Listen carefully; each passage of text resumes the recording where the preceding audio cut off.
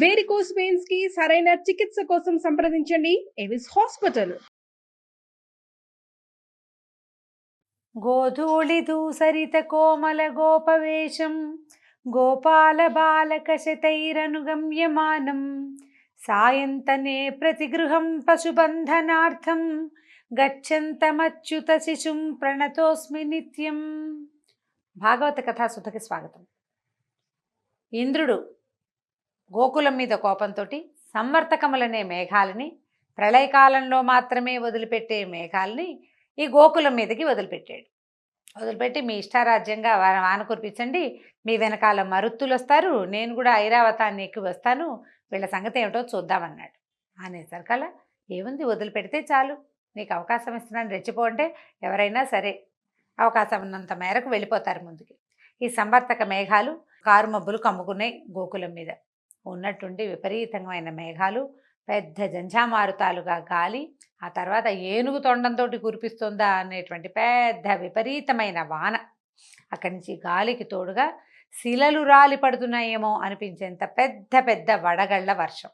వడగళ్ల వాన అంటే ఏదో ఉన్నట్టుండి ఎర్రటి ఎండ సడన్గా ఒక్కసారి వాన వచ్చి 1 గంట 2 గంటలు కురిసి ఆగిపోతుంది, తర్వాత ఇంకా పడ్డానికి ఏం ఉండదు. కాకపోతే వీళ్ళు ఎట్లా చేశారంటే ఇలా రోజుల తరబడి రాళ్ల వర్షం పడుతూ ఉండటమే. ఈ శిలల పైనుంచి చిన్న చిన్న వడగళ్ళు పడితేనే మొక్కమోడు సర్వనాశనం అయిపోతాయండి, పంటలు సర్వనాశనం అయిపోతాయి, అదురు వచ్చేస్తుంది జంతువుల్లో. గోవులు అవి పాలివ్వవు, దూడలను కూడా ఎగదన్నేస్తాయి, వాటికి కూడా పాలివ్వవు, అదురు వస్తుందన్నమాట. ఆ రాయి పడ్డప్పుడల్లా కొన్ని రాళ్ళు మీద పడుతుంటే ఆ చల్లదనాన్ని తట్టుకోలేకపోతాయి. విపరీతమైన గాలి, వాన, చలి, ఈ శిలావర్షం కురుస్తున్నటువంటి ఈ వడగళ్ళ వానతోటి గోకులంలో జనం అంతా బెంబేలెత్తిపోయారు. ఇంద్రాదులు అప్పుడు ఏమనుకున్నాడంటే కృష్ణుడు, గోకులవాసులు ఏం చేశారు, అందరూ గోవులతో సహా కృష్ణుడిని శరణుజొచ్చారు. నువ్వు ఇంద్రుడికి యజ్ఞం వద్దన్నావు, నువ్వు చెప్పినట్టుగా ఈ యాగం చేశాము, చేసేసరికల్లా ఇగో ఈ ఉత్పాతం వచ్చింది, ఇప్పుడు ఏం చెయ్యాలని కృష్ణుడిని శరణుజొచ్చారు. వాళ్ళు రాజు దగ్గరికి వెళ్ళల, నందుడి దగ్గరికి. కృష్ణుడి దగ్గరికి ఎందుకు వచ్చారంటే అతను అతిమానుషమైన చాలా క్రియలు చేస్తున్నాడు. అప్పటికి ఎంతమందో రాక్షస సంహారం చేశాడు, ఎన్ని విధాలైన మాటలు, అతని ప్రతి చేష్ట ఒక దివ్యమైన చేష్టగానే తెలుస్తూ ఉంది. దాంతో అందరూ అతని పాదాలు శరణుజొచ్చారు. ఏదో ఒకటి ఉపాయం చేయమంటే ఈయన ఏమనుకున్నాడంటే, ఇంద్రాదులు మేము లోకాలను పాలిస్తామనే బలంతో గర్వించి ఉన్నారు. దేవతలంటే సాత్విక ప్రవృత్తితోటి ఉండాలి, వాళ్ళకి ఇట్లాగా రాజసిక ప్రవృత్తి, తామసిక ప్రవృత్తి ఉండకూడదు. నేనే అని అనుకోకూడదు, మొదటిది అంతా నేనే, నా వల్లే ఇది నడుస్తుంది అనకూడదు, నన్ను కాదని వాడిని అంతు చూస్తాను అనకూడదు. ఒకటి రాజసిక ప్రవృత్తి, రెండోది తామసిక ప్రవృత్తి.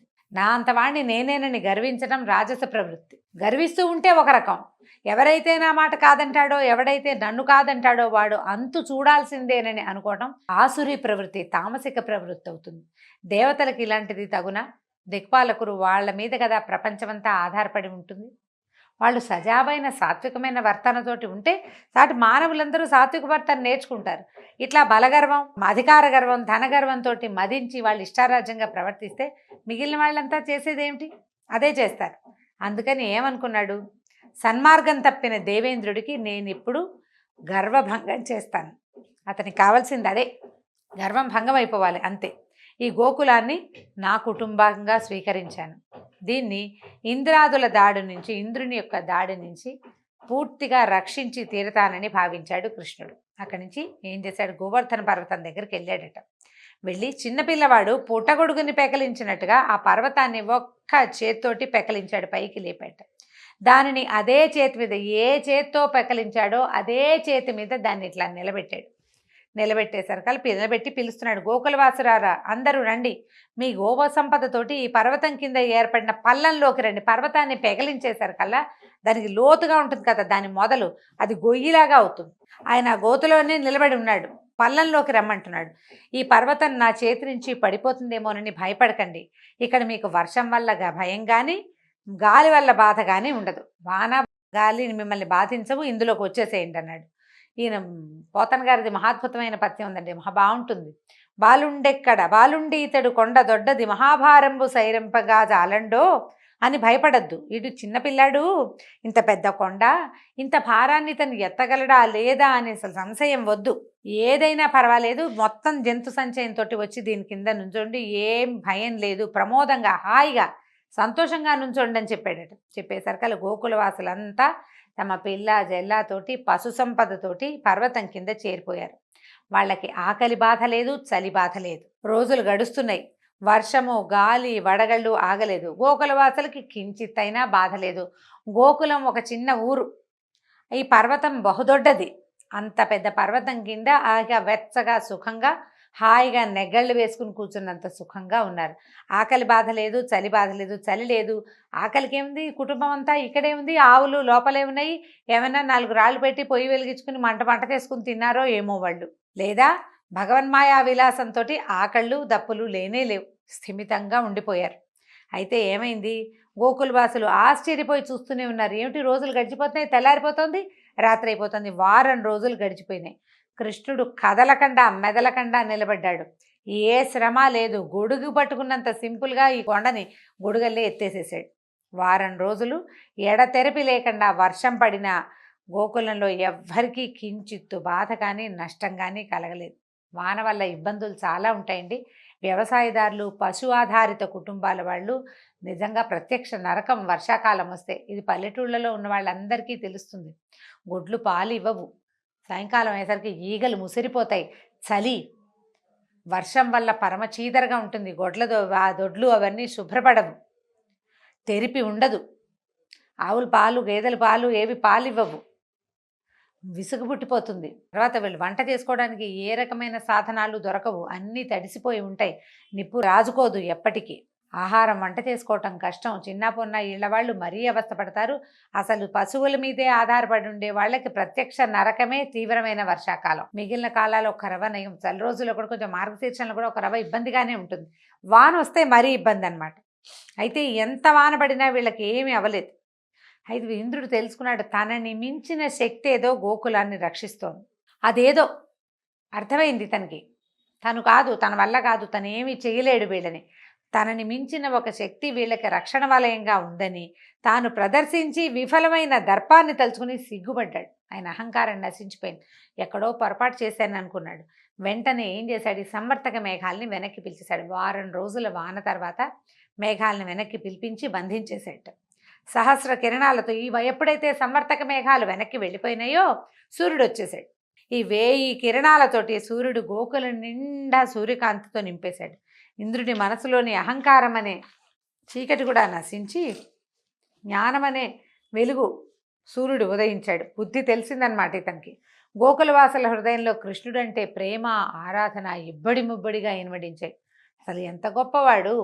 ఏదో విశేషంగా ఏమిటో చేయటం కాదు, ఒక కొండని ఎత్తి వారం రోజుల పాటు అరిచేతి మీద ఆపి ఇన్ని వందల మంది ప్రాణాలు, ఇన్ని వేల జంతువులు, వేల పశువులు, వాటి ప్రాణాలని రక్షించి ఇంత అమోఘమైన క్రియ చేసిన కృష్ణుడి పట్ల మొత్తం గోపాలులు అందరికీ విపరీతమైన ఆపేక్ష ఏర్పడిందట. కృష్ణుడు ఏమన్నాడంటే, వాన తగ్గిపోయాక పర్వతాన్ని దింపేశాడు.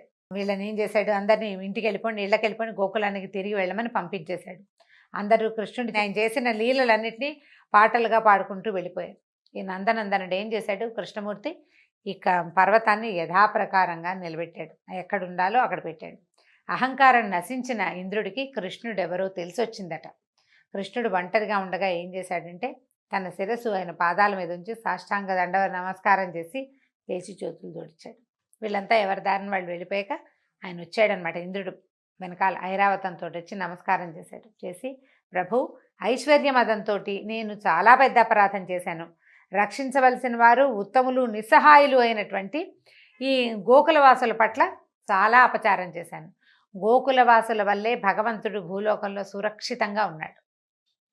అది వాళ్ళ గొప్పతనం అని చెప్పడానికి వీల్లేదు, కానీ అదే కదా ఇక్కడ జరుగుతోంది. వాళ్ళే అతన్ని పసివాడినిగా కాచి కాపాడారు. వాళ్ళని మిగిలిన దేవతలంతా ఎంత గౌరవించాలి, ఎంత ఉద్ధరించాలి. అలాంటి వాళ్ళకి నేను ఇలాంటి పెద్ద అపచారం చేశాను. వాళ్ళు పైగా ఉత్తములు, నిస్సహాయులు, వాళ్ళకి ఇంకేమీ తెలియదు. ఆ పశుపాలన చేసుకోవడం, పిల్లల్ని చూసుకోవడం తప్పిస్తే ఏమీ తెలియదు. భగవత్ సహాయంగానే ఉన్నాడు, భగవంతుడే వాళ్ళకి సహాయకంగా ఉన్నాడు. కానీ లేకపోతే వాళ్ళకి ఇంకో సహాయం ఏముంది, రాజు సహాయాలు అవి వాళ్ళకి ఏం లేవు కదా. నీ మహిమను తెలుసుకోలేకపోయాను, దురహంకారంతో ప్రవర్తించాను, నన్ను మన్నించు. నా మనసు మరొక్కసారి ఇలాంటి అహంకారానికి లోను కాకుండా నన్ను రక్షించు. ఒకసారి వచ్చింది, బుద్ధి వస్తుందా? చాలామందికి, వ్యక్తులకి కూడా ఒక్కసారి పళ్ళు రాలితే బుద్ధి రాదు. ఎన్నిసార్లు మళ్ళీ అదే ప్రవృత్తికి లోనవుతుంటారు, అదే దుష్ప్రవర్తన చేస్తూ ఉంటారు. ఒకసారి ఇలా జరిగింది ఇంకోసారి చేయకుండా ఉందామని అనిపించదు. కొన్నాళ్ళు పోయాక ప్రజలు మర్చిపోతారు, వాళ్ళు మర్చిపోతారు, మళ్ళీ దిగుతారు చేయకూడని పనుల్లోకి. నన్ను ఇలా దురహంకారానికి గురి కాకుండా రక్షించమని ప్రార్థించాడు. సర్వలోకేశ్వరేశ్వరుడివి, సమస్త లోకాలను సృష్టించిన తండ్రివి, పరమాత్మవి అయిన నిన్ను శరణు వేడుతున్నానని పూర్తిగా శరణాగతిని పొందాడు ఇంద్రుడు. అప్పుడు కృష్ణుడు గంభీరంగా ఇట్లా సమాధానం చెప్పాట, దేవేంద్ర, అధికారము దానివల్ల ఐశ్వర్యము రాగానే సాధారణంగా ఆ అధికారంతోనే వచ్చే బాధ్యతలు మనసులో మరుగుపడిపోతాయి. ఈ ఒక అధికారం వల్ల ఏమొస్తుందండి, బాధ్యత వస్తుంది కదా, పవర్తో పాటు రెస్పాన్సిబిలిటీ అనేది ఒకటి ఉంటుంది. పవర్ వచ్చేసరికల్లా ఇది పక్కకి వెళ్ళిపోతుంది, ప్రతిదీ సాధించేయగలం ఈ పవర్ తోటి. అందుకని మనం పవర్ని, ఈ శక్తిని, ఈ అధికారాన్ని, ఈ బలాన్ని అన్ని చోట్ల ప్రయోగిస్తాం. కానీ ఈ అధికారం వల్ల, ఈ శక్తి వల్ల, ఈ బలం వల్ల మనం ఏ బాధ్యతలను నెరవేర్చడానికి ఈ స్థానంలోకి వచ్చామో అది మర్చిపోతాం. ఇది లోక సహజంగా మానవ సహజమైన ప్రవృత్తి అండి. చాలామంది పిల్లలు పెద్దవాళ్ళు అవుతారు, బాగా చదువుకుంటారు, చక్కగా పెద్ద పెద్ద ఉద్యోగాలు చేస్తారు. దేనివల్ల తమలు పుట్టామో, దేనివల్ల పెరిగామో, దేనివల్ల చదువుకున్నామో, దేనివల్ల ఇవాళ మనం పెద్ద స్థానంలో ఉన్నామో ఆ మొదలుని మర్చిపోతారు. దానికి ఇవ్వాల్సిన గౌరవం ఇవ్వరు. కొంతమంది మర్చిపోతారు, కొందరు మరొకపోయినా దానికి ఇవ్వాల్సిన సముచిత స్థానము, గౌరవము ఇవ్వరు. నువ్వు ఇవ్వనిది నీకు ఎక్కడా దొరకదు. నువ్వు ఏది ఇస్తావో అదే తీసుకోగలుగుతావు. నువ్వు గౌరవ మర్యాదలు ఇవ్వవలసింది నీ మొదలుకి, నువ్వు ఎక్కడి నుంచి వచ్చావో అక్కడికి. ఇంతకుముందు మనం విన్నాం, వృత్తిని కూడా గౌరవించాల్సిందే. ఏ వృత్తి నీకు అన్నం పెడుతుందో ఆ వృత్తినే ముందు పూజించాలని చెప్తున్నాడు భగవానుడు. అధికారం వచ్చేసరికల్లా, మనకు ధనం వచ్చేసరికల్లా బాధ్యతలు మర్చిపోతాం. దీనివల్ల మనం ఏం చేయొచ్చో ఆలోచిస్తాం, కానీ అసలు చేయవలసింది ఏమిటి అనేది వ్యక్తులకు అసలు జ్ఞాపకమే ఉండదు. అది గుర్తు చేసుకోమని చెప్తున్నాడు ఈయన. నీ విషయంలో కూడా అదే జరిగింది. నీ గర్వం తగ్గించాలనే ఇలా చేశాను. మీ లోకపాలుడు అందరూ కూడా, అంటే ఈయనతో పాటు ఇంకా లోకపాలకులు ఉన్నారు కదా, అష్టదిక్పాలకులు, వాళ్ళంతా ఈ దురహంకారం విడిచి మీ బాధ్యతల్ని సక్రమంగా నెరవేర్చండి అని చెప్పాడు. స్వర్గం నుంచి ఇంద్రుడు బయలుదేరే సమయానికే గోలోకం నుంచి కామధేనువు కూడా బయలుదేరిందట. కామధేనువు కూడా వచ్చింది ఆయనతో పాటు. ఇప్పుడు ప్రభు నిన్ను ఇంద్రుడిగా అభిషేకించమని బ్రహ్మ నన్ను పంపాడు, నీకు అభిషేకం చేయడానికి నాకు అనుమతినివ్వమని అడిగిందట కామధేను. కృష్ణుడు ఒప్పుకున్నాడు. ఆ కామధేను ఏం చేసిందట, తన క్షీరంతో, కామధేను పాలతోటి కృష్ణుడికి అభిషేకం చేసింది. అదే సమయంలో ఐరావతం తన తొండంతో నింపుకొచ్చినటువంటి ఆకాశగంగా జలాన్ని పైన చెమ్మి కృష్ణుడిపైకి జల్లుగా పడేలాగా అభిషేకం చేసింది. నారదాది ఋషులందరూ అక్కడికి చేరారట. ఇది ఒక లోకోత్తరమైన కార్యం కదండి. గోవర్ధనోద్ధరణం అంటే వ్యక్తులని రక్షించడానికి భగవంతుడు తనంతట తను పూనుకోవటం. శరణాగతిని పొందిన వాడిని రక్షించడానికి భగవంతుడు బాలుడి రూపంలో ఉన్నా కూడా ఆయన చెయ్యని క్రియ లేదు. మనకి ప్రార్థించటం రావాలంతే. ఆ ప్రార్థన త్రికరణ శుద్ధిగా ఉండాలి. భాగవతంలో ఎన్నో కథలు ఇలాంటివి కనిపిస్తాయండి. నిష్కామంగా త్రికరణ శుద్ధితోటి భగవంతుడిని పూజించిన వాళ్ళు, ధ్యానించిన వాళ్ళకి భగవంతుడు అట్లా ప్రత్యక్షమైపోతాడు. మనం గజేంద్ర మోక్షం కథలో అదే చూస్తాం, ప్రహ్లాద చరిత్రలో అదే చూస్తాం, ధ్రువోపాఖ్యానంలో అదే చూస్తాం. ఎన్ని కథలలోనో ఇదే విషయం కనపడుతూ ఉంటుంది. మనం ఎంత తెలుసుకున్నా విష్ణుమాయ వల్లనండి, మాయ వల్లనండి, ఎంతసేపు భగవంతుడు ఒకడు ఉన్నాడని, అతనే మన తలపైన గొడుగని మర్చిపోతారు జీవులు. ఎప్పుడో గుర్తొస్తుంది, అప్పుడు కొంచెం తీసుకుంటాం, మాయను తొలగించుకుని కొంచెం ప్రయత్నం చేస్తాం, మళ్ళీ మాయం అన్నీ ఆవరిస్తుంది. మనని ఆవరించిన మాయని తొలగించుకోవటమే తక్షణ కర్తవ్యంగా మానవులు చేయాలని చాలా చోట్ల చెప్పబడుతుంది. అక్కడి నుంచి వీళ్ళు ఏం చేశారు, యాదవ శ్రేష్ఠుడైన కృష్ణుణ్ణి దేవేంద్రుడు గోవిందుడు అనే పేరుతోటి సత్కరించాడు. గోవులని కాపాడాడు, గోపాలుని కాపాడాడు. కాబట్టి గోవింద నామధేయంతో ఈ ఇంద్రుడు కృష్ణ పరమాత్మకి అభిషేకం చేసి దేవతలందరూ, ఇంకా ఎవరెవరు నారదాది ఋషులందరూ గోవింద గోవింద అని కృష్ణుణ్ణి వేణోళ్ళ పొగిడారట. ఇప్పుడు ఈ గోవింద నామధేయం ఏంటంటే గాం విందతీతి గోవింద అని. ఈ మన తెలుసుకుంటాం, మనల్ని రక్షిస్తాడు. ఇప్పుడు పశువుని రక్షిస్తాడు అంటే, పశువు అంటే మనం కూడా పశువులమేనండి. ప్రతి జీవి పశువే, జీవులని రక్షించేవాడు గోవిందుడు. అందుకని పదే పదే గోవింద నామధేయంతో మనం పిలవాలంటారు. కలిలో మనం పూజించే వెంకటనాయకుడిని గోవింద నామధేయంతో ఎందుకు పిలుస్తారంటే, ప్రతి జీవిని రక్షించటమే నీ కర్తవ్యం, ప్రతి జీవిని రక్షించటమే నీ లక్షణం, ప్రతి జీవిని రక్షించటమే నీ శక్తి నాయన. అందులో మమ్మల్ని కూడా చేర్చుకో. ఇప్పటిదాకా ఎన్నో తప్పులు చేసి ఉంటాం, ఎన్ని పొరపాట్లో చేసాం, ఎంతో కర్మని అనుభవించాం. ఎన్నో కర్మలు చేసాం, ఇంకా ఎన్ని జన్మలు ఎత్తాలో తండ్రి, దీంతోటి ఆపు, ఈ జన్మతోటి మమ్మల్ని ఉద్ధరించు, మమ్మల్ని చేదుకో, నీ దగ్గరికి లాక్కో, మళ్ళీ పుట్టవలసిన అవసరం లేకుండా మమ్మల్ని బతికించు, అంటే శాశ్వతమైన స్థానానికి మమ్మల్ని చేర్చమని అడగడం కోసమే గోవిందనామధేయాన్ని పదే పదే పలకమని చెప్తారు. ఈ గోవిందనామధేయంతో ఈరోజు భాగవత కథాసుధ సమాప్తం. నమస్కారం.